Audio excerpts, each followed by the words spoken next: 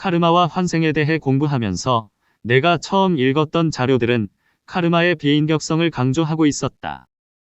카르마는 우리를 감시하고 판결이어 이후 생에서 보상이나 처벌을 주는 무엇이 아니었다. 카르마는 우리의 선택에서 비롯된 교란을 바로잡아 조화를 회복하는 그저 무정한 자연의 원리였다. 그러니 프로이트의 정신 분석학과 마찬가지로 평형상태라는 개념이 중요해 보였다.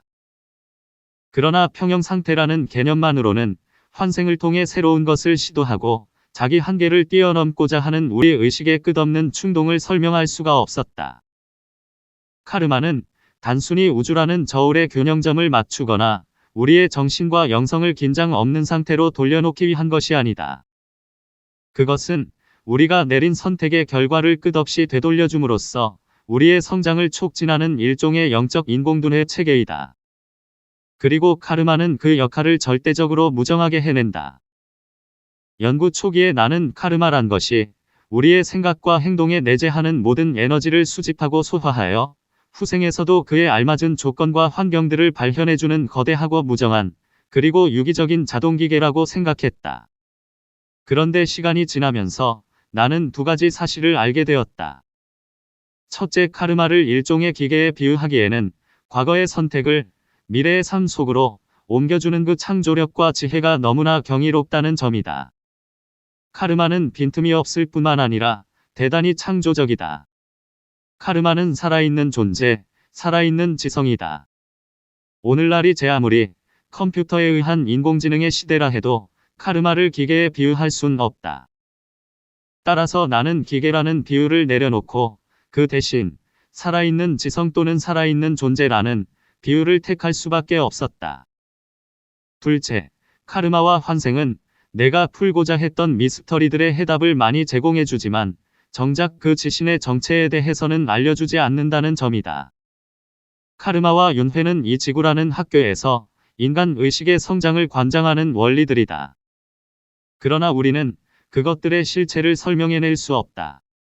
쉽게 말해서 누가 이 체계를 만들었는가? 누가 이처럼 정교한 걸작을 디자인했는가? 라는 의문은 여전히 그대로 남는다. 환원주의자들, 즉 작은 요소들로서 전체를 설명할 수 있다고 믿는 사람들은 이런 의문의 가치와 의미를 알아보지 못할 것이다. 카르마와 환생은 신에게 씌어있던 많은 의무를 우리 자신에게로 돌려주었다. 알 수 없는 이유로 고통을 주길 즐기거나 용인하는 듯했던 신의 변덕이 질서로 대체되었다. 카르마와 환생에 의해 고통은 의미 있고 고마운 것이 된다. 거기엔 목적과 의도가 있다. 이 우주는 자비로운 곳이다. 그러나 카르마와 환생의 실체가 설명되려면 어쨌든 그것들보다 더 큰 존재가 등장해야만 한다. 그 상위의 지성은 힘은 둘째치고라도 덩치만으로도 우리를 압도한다. 우리는 모든 곳에서 우리 존재의 법칙을 정의하고 있는 그 거대한 영향력 앞에 굴복할 수밖에 없다. 아직 이름도 없고 개념화도 이뤄지지 않으니 상위의 무엇은 필연적인 존재이다. 이것은 중세의 설계 논증과 같은 순환 논리의 재탕이 아니다.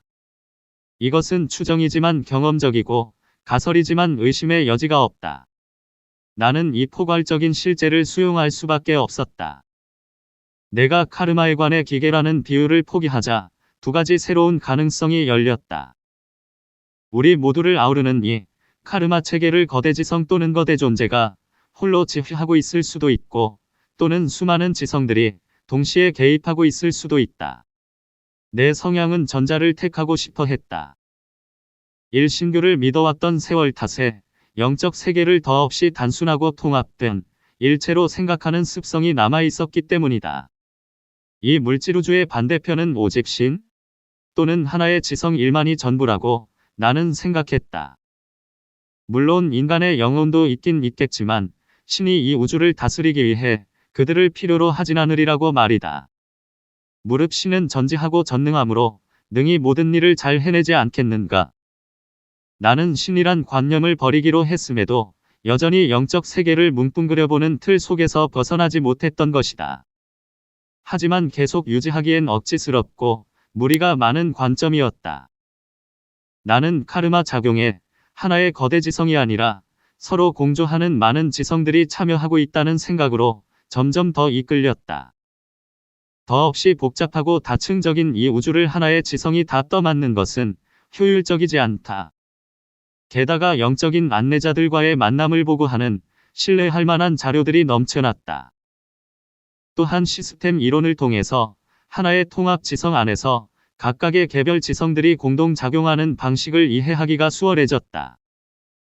층층이 겹친 모양의 시스템 이론 도표들은 일체와 개체들 간의 관계를 이해하는 눈을 새로 뜨게 해줬다. 그래서 나는 방출이라는 고대의 관념을 부활시켜 이 우주를 유기적인 다층 구조로 바라보게 되었다. 층마다 가치가 다르다는 뜻은 아니다. 모든 것이 신성하다. 그러나 층마다 의식 수준, 책무, 형태는 서로 구분되어 있다. 이런 사고방식은 카르마에 대한 내 궁금증에도 실마리를 툭 던져주었다.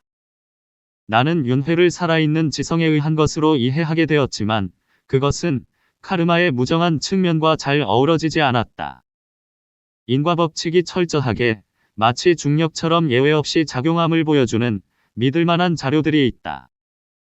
그런데 한편에는 후생을 계획하도록 도와주는 영적 안내자에 관해 언급하는 또 다른 믿을만한 자료들도 있다. 영적 안내자라는 인간적인 개념과 인과사슬이라는 기계적인 개념을 어떻게 통합해야 할까?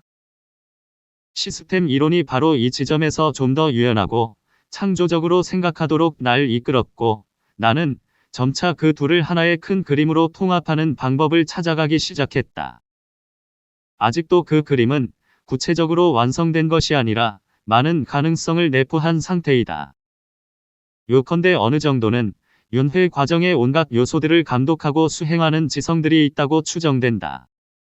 이를테면 카르마를 각 개인에 맞게 적용시키는 것도 그들의 역할이다. 카르마는 우리의 삶 전반에 걸쳐서 예외 없이 작동한다. 그러나 필연적이고 불변한다고 해서 실제 상황에서 전혀 융통성이 없는 것은 아니다. 그것은 늦춰지기도 하고 잠깐 멈추기도 하고 때론 몰아붙이기도 한다. 당사자의 신체, 감정, 정신을 통해서 나타나기도 하고 타인과의 불화 또는 내적 갈등을 조장하기도 한다. 카르마는 앞선 선택들로 인해 생겨난 에너지 덩어리이며 우리가 이미 아는 것과 아직 모르는 것이 기록된 점검표이다. 그러나 카르마가 우리의 교육 과정을 직접 계획하지는 않는다. 그보다는 실현 가능한 범위를 설정해주는 것에 가깝다. 그 안에서 우리는 우리를 감독하고 있는 영적 존재들과 상의하여 스스로 계획을 세운다. 그들은 우리로 하여금 미처 못 끝낸 배움을 마치고 다음 단계로 넘어가는 데 적합한 계획을 세우도록 돕는다. 설령 그들이 많은 부분에 개입했더라도 그 계획은 여전히 우리의 책임이다. 왜냐면 우리는 언제든 그들의 제안을 거절할 수 있기 때문이다. 우리가 영적으로 성장하도록 지켜보고 돕는 영적 안내자들이 있다는 생각은 희망적이고 역사도 깊지만 많은 사람들에게 거부감을 불러일으킨다. 나 자신도 오랫동안 주저했기 때문에 나는 사람들의 이성적, 감정적 반감을 충분히 이해한다. 그럼에도 다양한 출처에서 나오는 증언들은 영적 안내자의 존재를 증명까진 못한다 해도 상당한 심증을 갖게 해준다. 예를 들어 저마다 다양한 의식 확장 기법을 발전시켜온 기관들은 영적 안내지를 만났다는 경험담을 수시로 보고하고 있다. 채널링 현상도 많은 이야깃거리를 전해준다. 채널링 현상들은 워낙 자기 기만에 그치는 경우가 많지만 그렇게 간단히 무시해버릴 수 없는 수준의 정보를 내놓는 채널러들이 있다. 그리고 세련된 초계화적 정신요법들도 종종 영적 안내자와의 접촉을 보고한다. 아래는 스타니슬로프 그로프 박사가 홀로노믹 요법 중에 등장한 여러 영적 안내지들에 관해 묘사한 것이다.